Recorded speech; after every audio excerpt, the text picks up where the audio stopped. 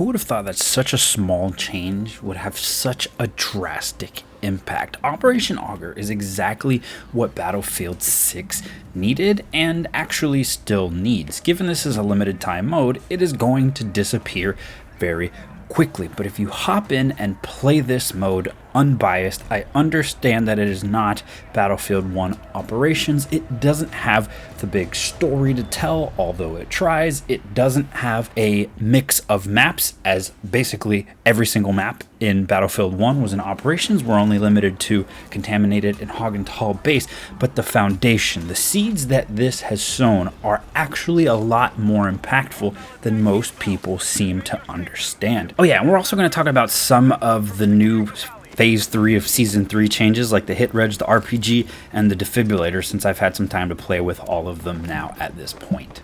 Operation Augur is basically Breakthrough, and then it moves into another section of map. The pacing and one small detail makes such an important difference that it changes the entire feel of Battlefield 6.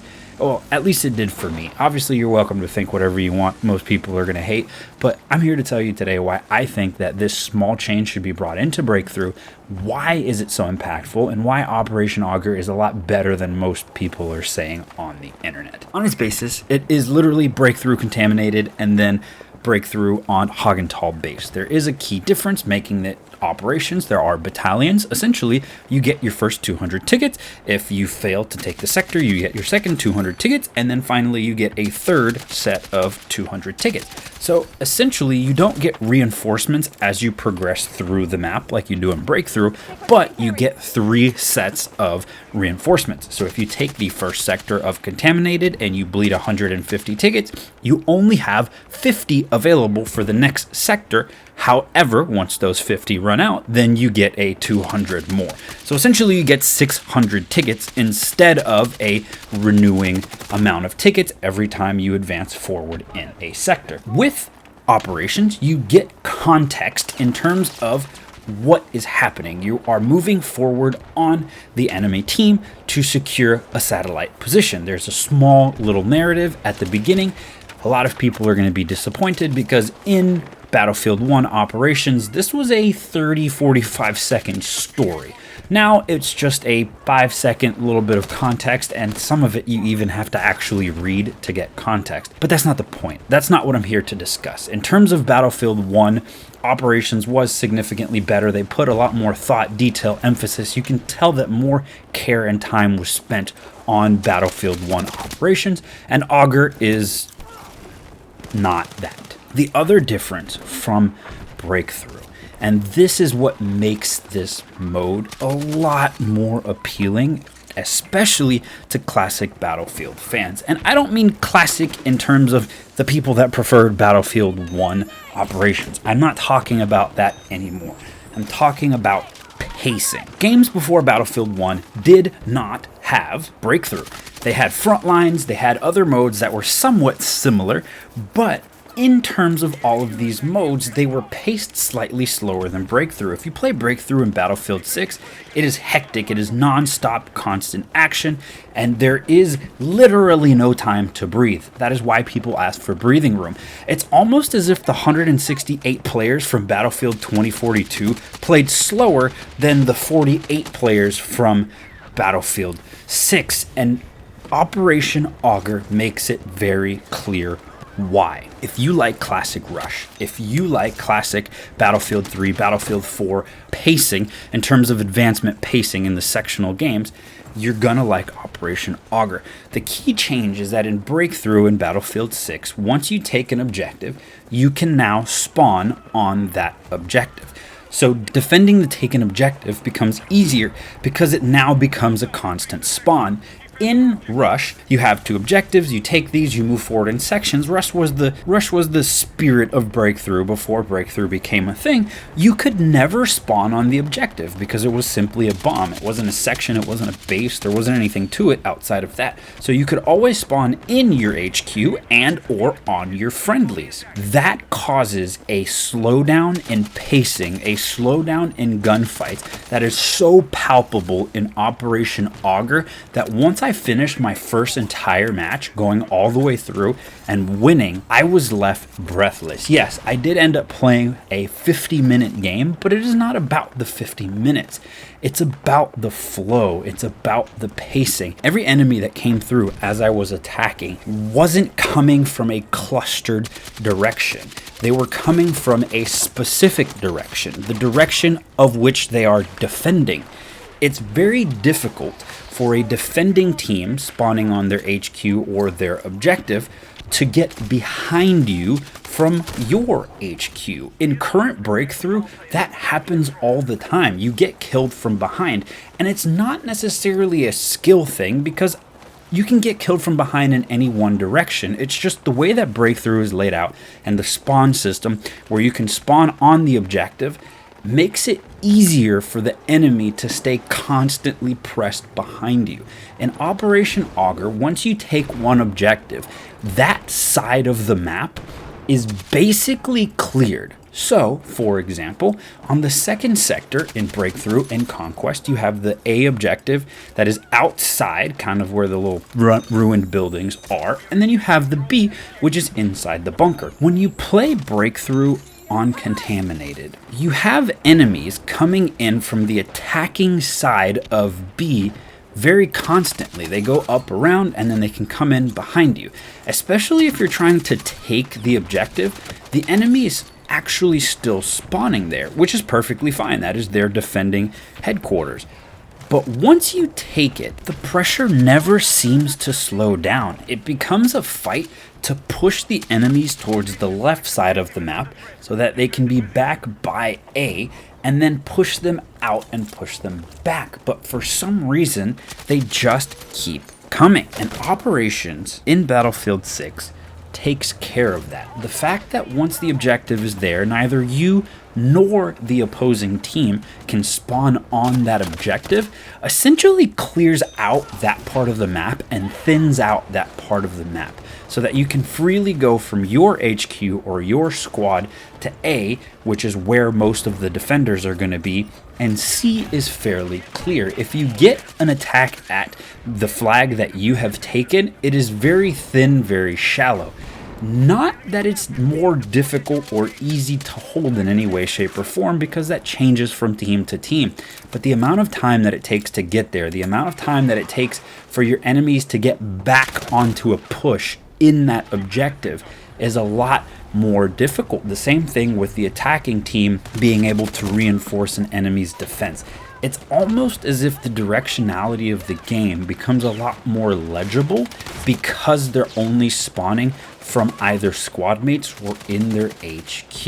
It also takes more time to get back to the objective. If you clear an entire squad from an objective, those 4 people have to go all the way back to HQ and come forward 60, 70 meters away. We're talking 20 to 30 seconds where this group of individuals, if they choose to come back and try to attack this place, are not able to go. So if you clear 2 or 3 squads, that objective is basically cleared for the next 30 to 45 seconds, and sometimes even longer. You have more breathing room, which is exactly what we've been asking for in Battlefield 6.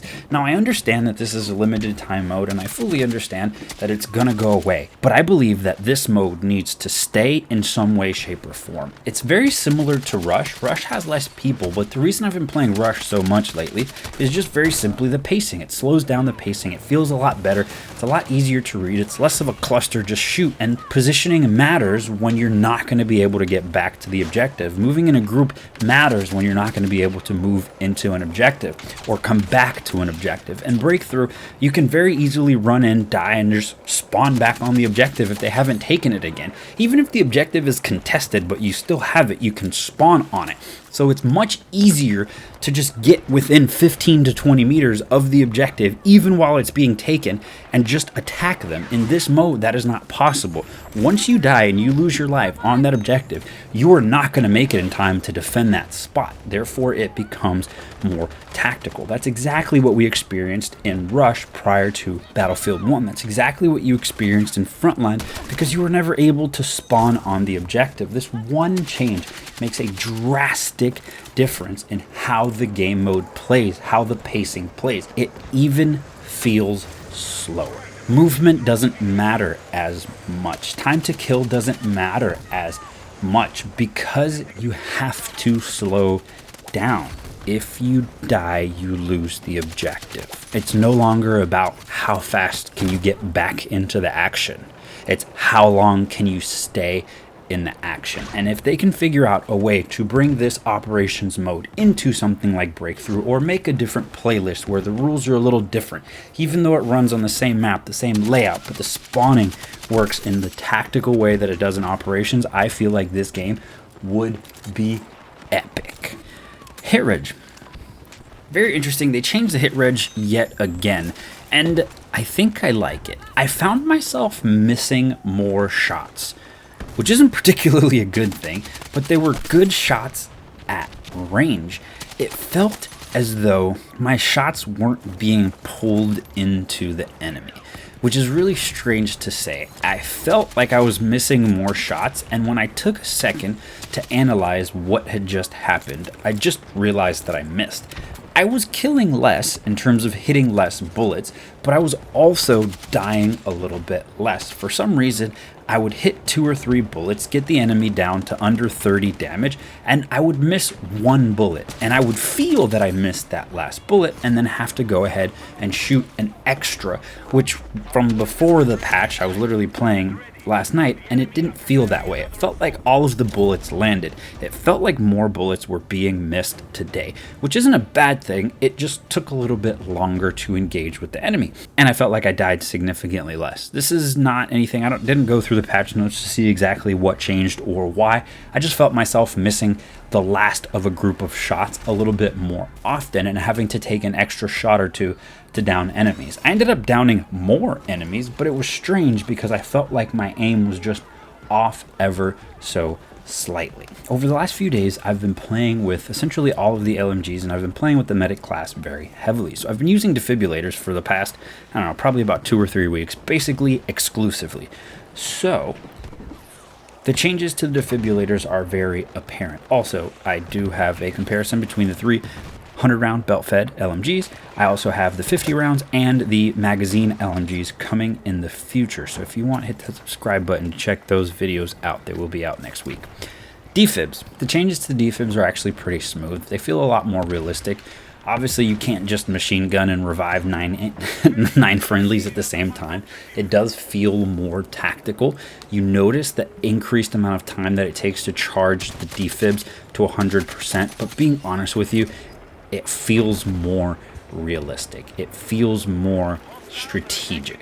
It feels as though if you're going to revive a group of enemies, you have to now take your time, make sure you have smoke, make sure you clear the area, because it's going to take you longer. You can't just run and slide by and revive 4 or 5 people.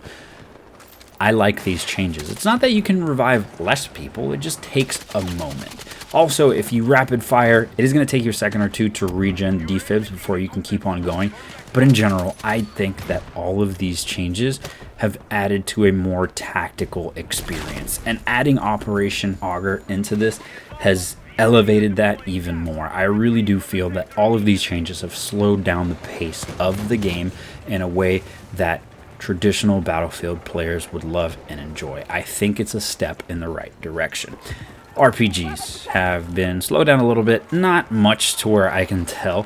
I didn't notice too big of a difference. I do feel like they tracked a little bit higher, a little bit straighter. I felt like I was missing up on a couple of shots that I took, but in reality, it is slower, but not noticeable to a certain extent within about 100 meters. If you're trying to shoot an RPG further than that, yeah, it makes sense, but in reality, I don't ever take RPG shots that far. It's usually going to be around a 50-meter mark where I'm shooting down tanks, and in that range, it wasn't very heavily affected. So the changes were minor, not drastic.